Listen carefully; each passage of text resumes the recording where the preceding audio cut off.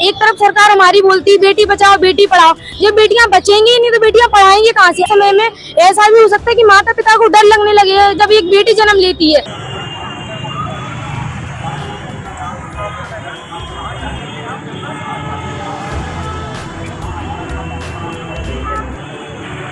अगर ऐसा कोई रेपिस्ट दिखता है तो बीच चौराहे पर या तो उसको जला दिया जाए या फिर सरेआम गोली मार दी जाए। निर्भया कांड ये दूसरी बार हुआ है, मतलब देखा जाए तो दूसरी बार हुआ है, क्योंकि उसमें तो ये था कि 12 साल बाद मतलब उनको फांसी मिली थी। इसका तो अभी कुछ कहना ही नहीं है कब तक मिल पाएगी या नहीं मिल पाएगी। सर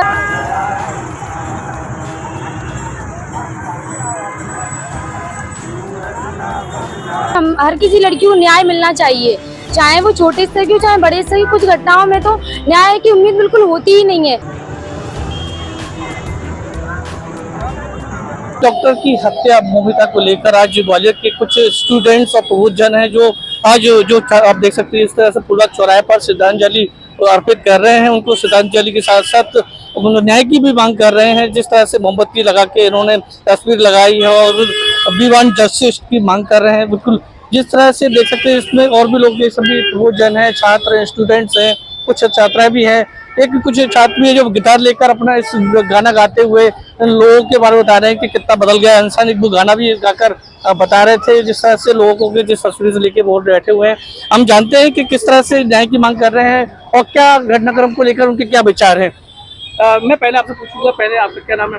कोमल बात है। आप क्या मांग कर रहे हैं, क्या विचार है आपसे लेकर जिस तरह घटना घटी? मेरा तो सर यही है कि न्याय मिलना चाहिए, चाहे यहाँ की लड़की हो चाहे कहीं और की, क्योंकि अक्सर देखा जाता है कि कुछ केसेस तो हैं जो ओपन हो जाते हैं तो समझ में आते कि दिख रहे हैं, लेकिन हर जगह बोलते हैं कि हर मिनट में कहीं ना कहीं रेप होते ही रहते हैं। हमारी मांग तो सिर्फ इतनी है हमारी गवर्नमेंट से कि हम हर किसी लड़की को न्याय मिलना चाहिए, चाहे वो छोटे स्तर की हो चाहे बड़े स्तर की। कुछ घटनाओं में तो न्याय की उम्मीद बिल्कुल होती ही नहीं है। निर्भया कांड ये दूसरी बार हुआ है, मतलब देखा जाए तो दूसरी बार हुआ है, क्योंकि उसमें तो ये था कि 12 साल बाद मतलब उनको फांसी मिली थी। इसका तो अभी कुछ कहना ही नहीं है कब तक मिल पाएगी या नहीं मिल पाएगी। सर इसके आगे क्या कर सकते हैं? सर क्या कानून, नया कानून चाहते हैं कि जिस तरह से महिला को लेकर? मैं सिर्फ ये कानून चाहती हूँ कि मतलब ये फांसी तो बंद कर दी जाए। अगर ऐसा कोई रेपिस्ट दिखता है तो बीच चौराहे पर या तो उसको जला दिया जाए या फिर सरेआम गोली मार दी जाए, ताकि लोगों को सबक मिल सके, वो भी डर जाए कि हमें ऐसा किसी लड़की के साथ किसी बेटी के साथ नहीं करना चाहिए। ये बहुत ही ज्यादा दुर्व्यवहार हो रहा है हमारे समाज में हम लड़कियों के साथ, और कोई भी हमारे साथ मतलब इस चीज में आवाज उठाने वाला नहीं है। जिसको भी देखो मतलब ये पॉलिटिक्स है, कहीं कुछ भी कहीं कुछ, लेकिन रियल बात ये है कि कोई भी लड़कियों के साथ एक तरफ सरकार हमारी बोलती है बेटी बचाओ बेटी पढ़ाओ, जब बेटियां बचेंगी नहीं तो बेटियां पढ़ाएंगी कहाँ से? आने वाले समय में ऐसा भी हो सकता है कि माता पिता को डर लगने लगे जब एक बेटी जन्म लेती है।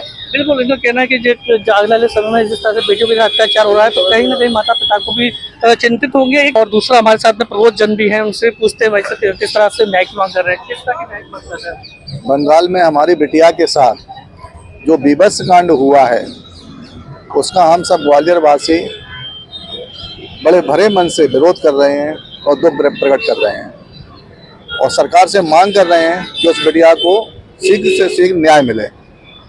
आज के समय में 21वीं सदी जब चल रही है, हमारी माता बहनों ने ये प्रण कर रखा है कि हम पुरुषों से किसी मामले में कम नहीं है, कंधे से कंधा मिला के चल रही हैं।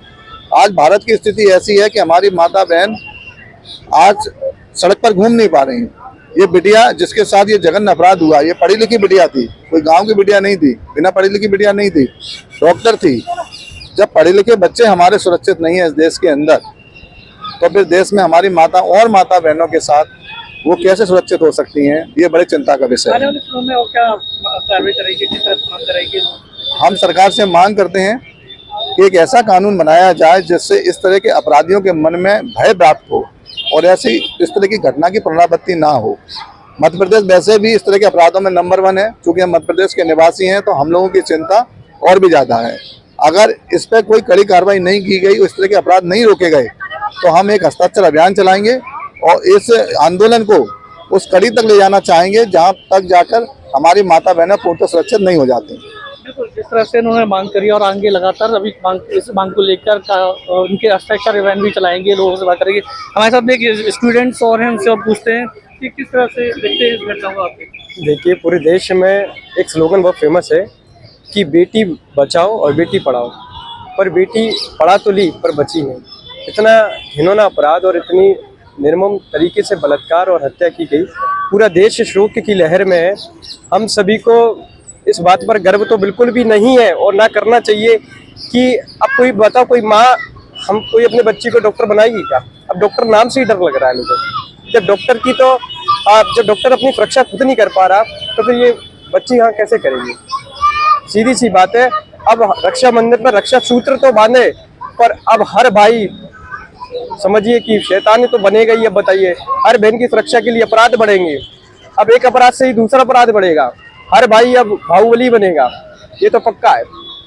बिल्कुल, जिस तरह से जो जघन्य अपराध हुआ है तो डॉक्टर के साथ जिस तरह घटना घटी उसको लेकर लोगों में आक्रोश है। और जिस तरह से उन्होंने कहा अब भाई खुद ही बहन की सुरक्षा करेंगे, और पावन पर्व जो कि रक्षाबंधन काल है उसको लेकर उन्होंने बताया कि वहाँ खुद अब भाई अब अपने भाई बन के अपनी बहनों की सुरक्षा करेंगे, क्योंकि अब जो लोग हैं, जो कानून है वो शायद उन लोगों की सुरक्षा नहीं कर पा रहा है। महेंद्र सिंह, IBC 24 ग्वालियर।